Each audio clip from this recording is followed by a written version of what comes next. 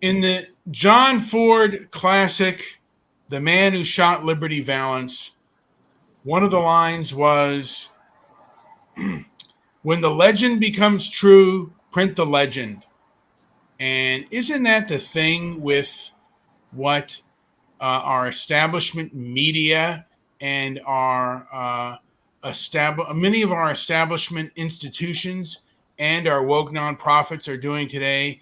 They want a legend to be true, and they're printing the legend. And if you go against the legend or what they believe, what goes against their narrative, and with them, it's if the narrative is true, print the narrative.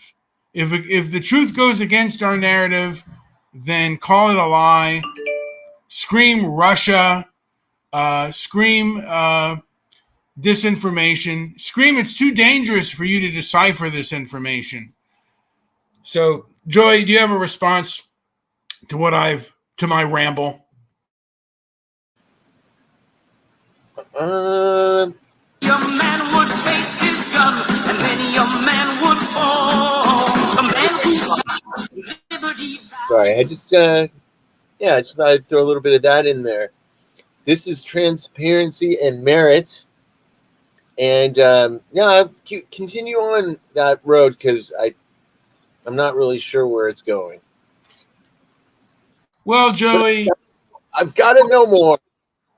Well, Joey, it's going basically that people want their narratives to be told,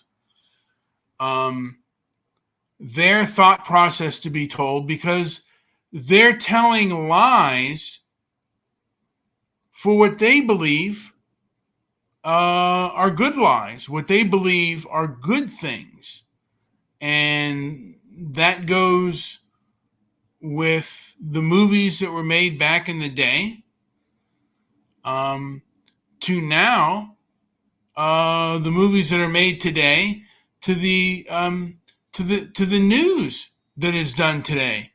It's all about their narrative, their truth, not the truth, but their truth. And if their truth and if their narrative is a lie, if their narrative isn't true, or if their narrative becomes the truth, print their narrative. I don't know if that made any sense, but it's I have news for them. I wouldn't let them off that easy. Reality is reality, and the realm and everything that falls under that realm is the realm. There is no your truth or their truth, or I look at that kind of way to describe it, some people take that to heart. I mean, there's just truth and not. But Darren is there. Hey, what's up, Darren? I spoke to him last night. Very interesting, this guy, Darren. Yeah, man. And that was a good movie that you recommended, Darren. That was a good one. What movie was that, Joey? Oh, what the heck was that? It's called The Wall. It was a 2012 movie, not the Pink Floyd, or there's another 2017 version, but the 2012 version of The Wall. What a story, dude. And you know what, Brian? You'd like that movie a lot. You should check it out. I can tell you'd like it. Very, very unique setup for that movie. But anyways, maybe we'll talk about that one day. So yeah, that's it. That's all I had to add to that. Keep going. No, I just sent you the shootist that is free on YouTube, and I looked at that film a few times, and for whatever reason, it's not based on anything true. It is based on legend and lies and stuff, but there is sentimental value to it. But I don't want the thing of it is about my lies. I know they're sentimental and they're not for everyone. With the mainstream media and the establishment media, they want their narrative and their mainstream beliefs. Not necessarily. They want their beliefs to be mainstream, and they will lie and be dishonest in order to get there. And I've never seen They will claim that is knowledge when it's merely belief. That's the first thing they do, and I see that a lot. Well, they claim, they claim that they have the truth, but anytime you question them, they take extreme offense to it. And that's that ego kicking in. Yeah, it's absolutely. We are living in a time of very, and maybe we've always lived under a time of very egocentric types of people. And it's kind of like the movie Viva Zapata. I sent that movie to you as well. But once they become in charge, once they're in the rule, hey, monkey see, monkey do. At first they were the resistance. Now they're in power, and they're going to shut the resistance down. They're not even going to be as nice as the power before. They're going to shut it down even worse. It feels like, because to me, I saw the internet, the information superhighway, and the establishment cannot handle their narrative being challenged in any way whatsoever. And they'll call it dangerous misinformation. On first it was hate speech, and then it became about science, that it's too dangerous to question the science. And they say, believe the science. Well, science can be believed, but science is always questioned. And you have to come up with, good answers for people to believe the science. And science, a lot of times, is changing. And what we thought we knew, we don't know. And when they say believe the science, what they say is, like what we hear from this pandemic is we didn't know it at the time, but we were just going along with it. I'll give you some academic rumors that chemistry has hit its absolute maximum, and so it's going to start retreating. So what does that tell you? That actually confirms in spades what you were just saying. Yeah. Well, I mean, again, we should be living in the age, this should be the information age, but there are certain groups that think that information is too dangerous. They called it, at first they called it the information, the dark web, that things were too dark and scary to even debate or discuss. And now it's, and I don't know. Now these same people, like the ADL, were, they supported a lot of leftist groups. Now these leftist groups are turning on them. Now these conservatives aren't so bad, but again, they'll go back to their old ways because they're kind of culturally captured. And of course, I don't think people want a free, an open and free internet. I don't think people want the information superhighway, Joey. I think people are too scared of people having different opinions. It's kind of sad. Well, even more than having to deal with other people's opinions, it's that their opinion isn't going to rule supreme like they thought, and they're going to kick the table, dude. They're going to kick the table. Yeah, and that's just what they did. They kicked the table. A lot of these HR departments decided what was hate speech and what is love speech. And it's very arbitrary what is hate speech. And it kind of stinks because they don't give you a full definition. And these people, No, and look at what the algorithms have done to track down even some of our shows and a lot of shows that we've listened to, respectively, because we don't listen to the same podcast, but we've seen, shows getting taken down or whole shows getting taken down entirely. I don't know if it's by design or whatever, but censorship's done a number here. It sure has. It's what's his face says 4 Russian warships are 90 miles from the U.S. That scares me. I don't know how much that scares you, Joey. And I'm gonna call poppycock on it. At least the threat. I don't buy into any of it, but I could see some people freaking over it. Well, I'm looking that up right now on Twitter. And generally, there may be some kind of war games going on, but it's all theater, and none of it worries me in the least. We've been. I guess people want us. I guess that people want us involved in this conflict.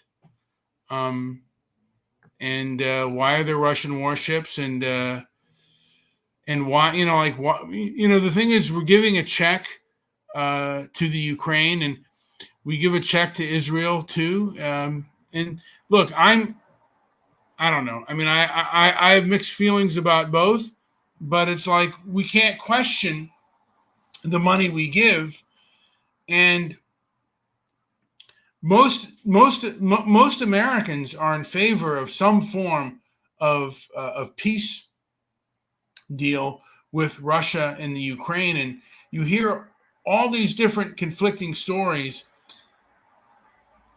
about, Russia and the Ukraine. And then they don't even, the establishment media doesn't even respond to those critics or to the criticism. At least it feels that way. And, when does it come a time for open and honest dialogue about how we're spending our money, why we're spending our money, and listening to the critics? When does that become passé? When did we stop communicating to each other? And when did we stop talking to one another and not talking at one another? And it feels like our establishment elites, particularly our media establishment elites, talk at us. They don't talk to us as human beings. And why should I spend my tax dollars or want my tax dollars spent with people who disrespect me in such a way that I'm not even human? That's the way I feel, that I'm not a grown adult. Like, I'm a child. And maybe I'm ignorant, but that doesn't make me a child. Do you have any response to that, Joey? You're not a child, and I've seen you. No, that's true. So, yeah, I guess there are warships 90 miles off.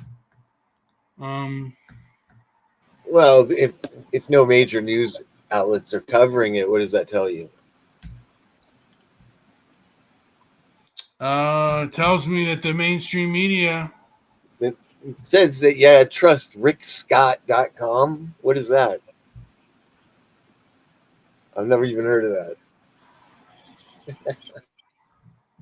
Yeah, the truth is, who knows really what to believe right now as far as news goes, just because it's so filtered And again, there are 2020 has shown us there is reason not to believe our establishment institutions.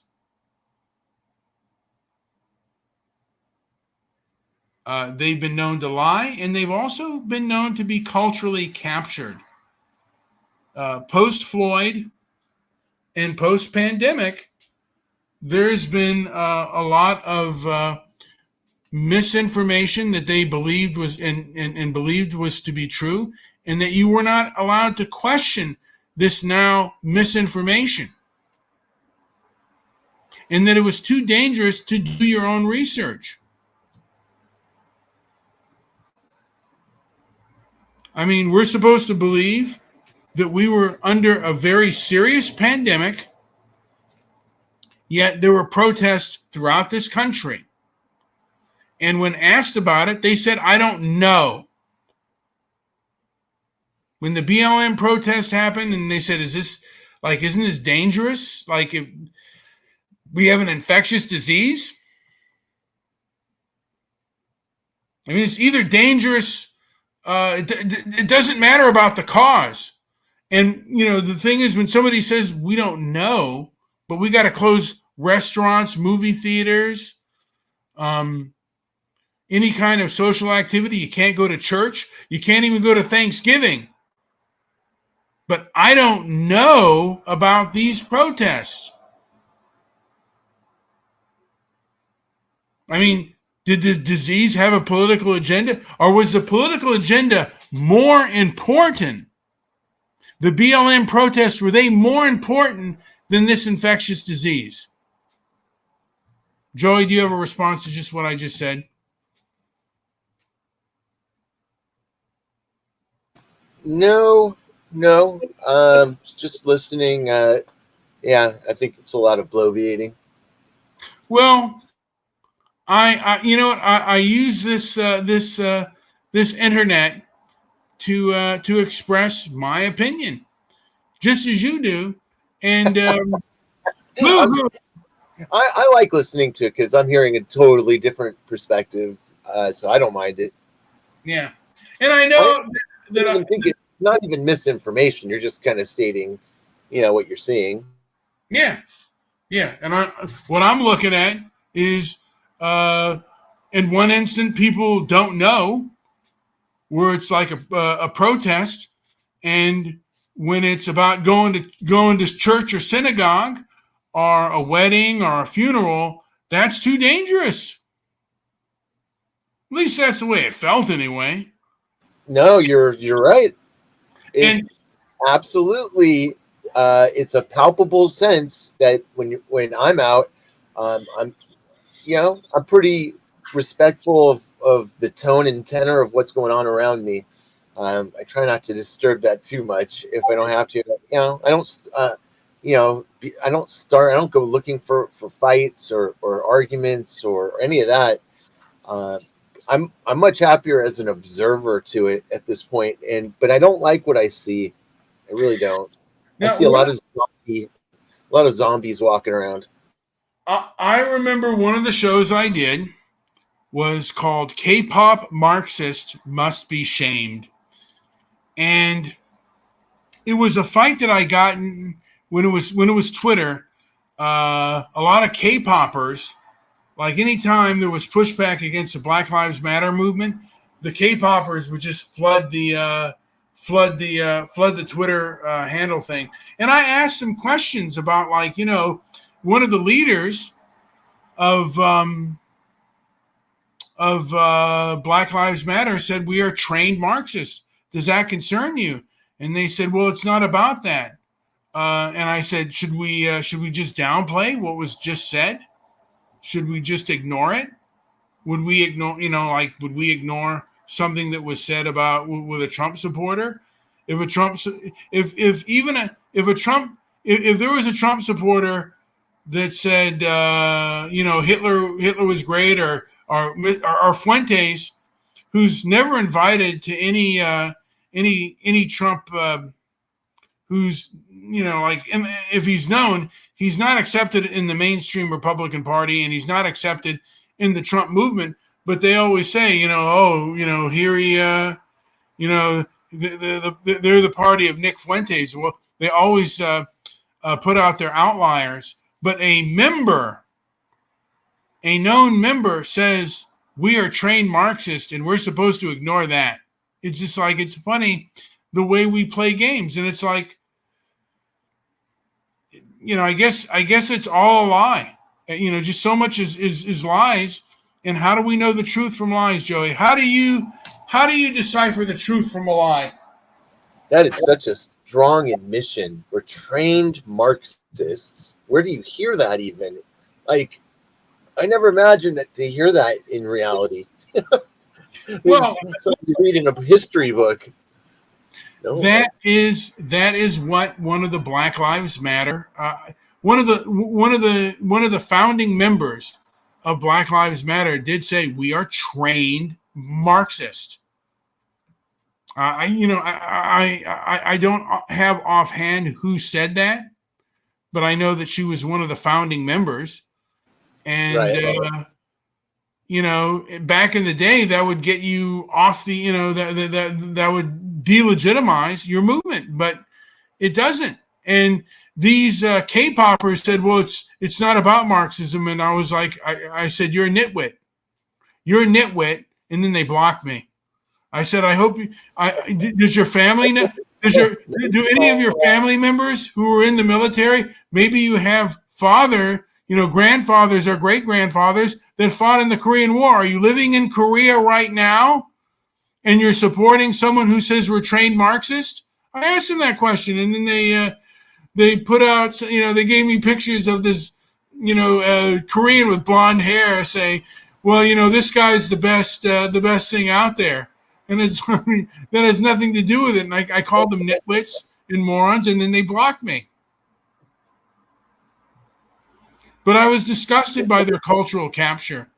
For whatever reason, now, Joe, you spent a year. How many? Was it only a year? Or was it like 2 years in Korea? It was a year, 1 year.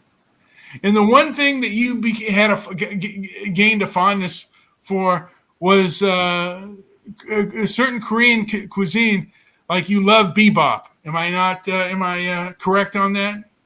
A little bibimbap, a little soju.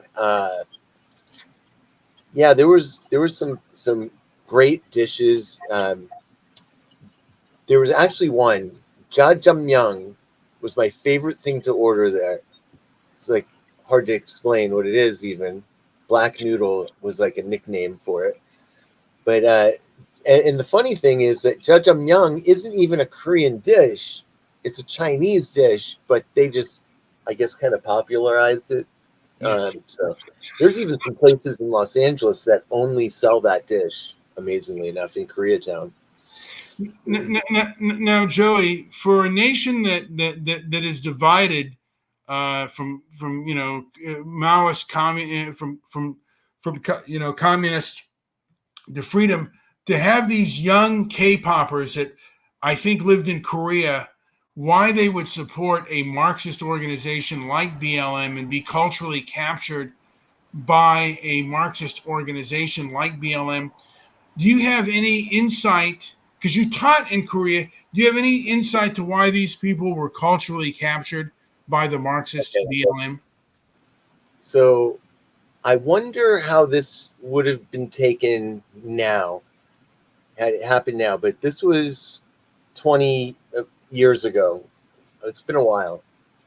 So, but when I went there, I stayed with a family at first. I had another Westerner, friend of mine from here, who was already in Korea. He was on a contract. It's a long story, but ended up he sets me up with this family to live with. So when I first get there, and so I'm in their place, and they had a 13-year-old girl and a son, and they wanted me to teach them as part of me staying there. So I was their English teacher, but. One interesting thing is that this girl had a big poster of Britney Spears in her room.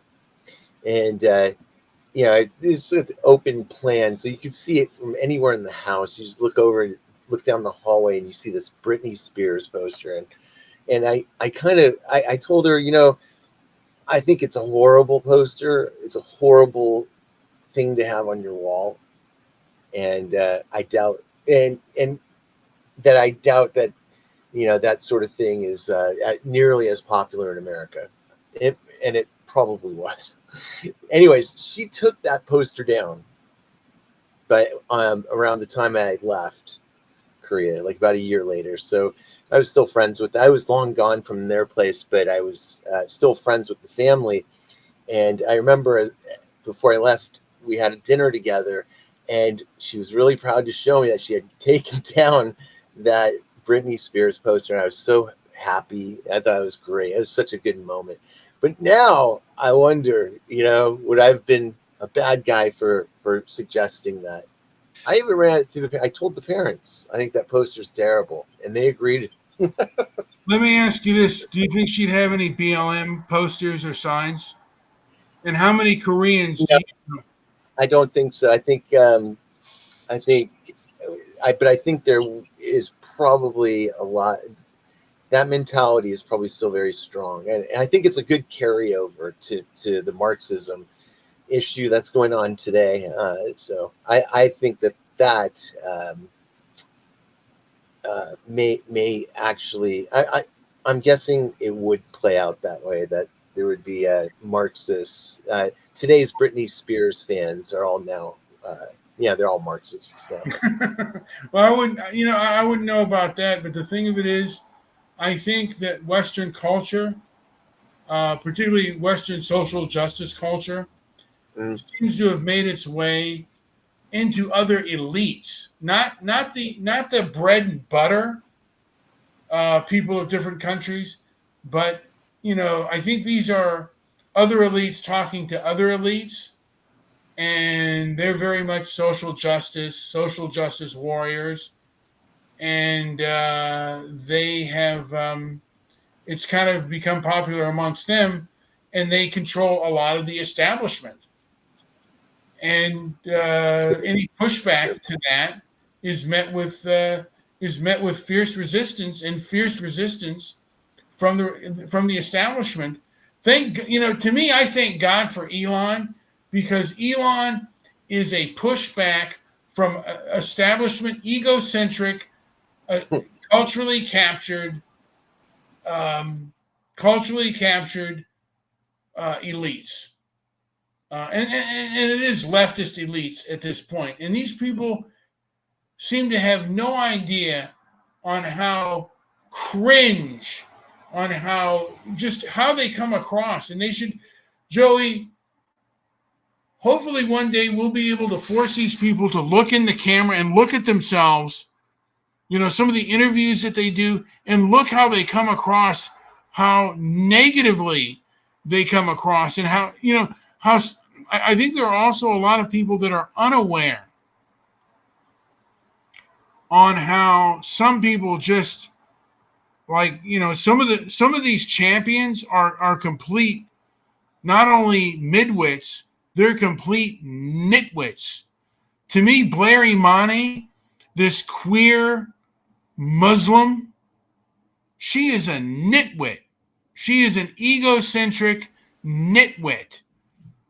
I don't even give her the title of a midwit, because she comes off with scenarios. She became a Muslim as a form of Blair Imani became a Muslim as a form of I think as a fashion statement, and she had a whole thing on TED Talks about her view of Islam being a product of Western imperialism. And look, I don't know that much about Islam, but what she was saying sounded like such gobbledygook. And what I know about Islam, I'm almost positive that this is egocentric hogwash, basically for her ego. Islam is an ego, is a fashion ego statement for a person like Blair Imani. And there are other people who become Muslim because it's more of a fashion statement and an ego statement, particularly those in the social justice woke category. And it's so fake. It makes me, I don't know, it makes me want to, pull out some butt hairs. It's just, yeah, it's pretty gross. It is disgusting. Some of these, I mean, and Joey, you were up close and you saw some of these protests and you saw such fake, egocentric, just performative buffoonery. And Yeah. I personally want to call it out. I want this humiliated to the nth degree. These are buffoons. And we can't listen. I think there are more people who are sick and tired of the egocentric, forked-tongued buffoons who had a lot of control, and now they're backtracking. But look, we have receipts of the stupid things that you have said and the barbarity and foolishness that you supported. And it's hopefully there comes I hope that 2025 really is a year of reciprocity, because these people need to be served the medicine that they've been giving out to the rest of us, and they need a second helping of it. Joey, do you have anything to add before I call it a day? No, I think we should wrap it up. It's already getting long-winded, but all right. So if you are listening to it, you gotta hit that button and follow us or make a comment. Do something. Yeah. Now, Chaotic Truth says that there are 4 Russian ships 90 miles from the U.S. How urgent that is. I don't think Russia is going to do anything to us. Again, why isn't anyone covering it? Why is that? I don't know. And again, who knows? I think that our mainstream, our establishment institutions, our legacy medias have all been culturally captured, and Yes. they want their narrative.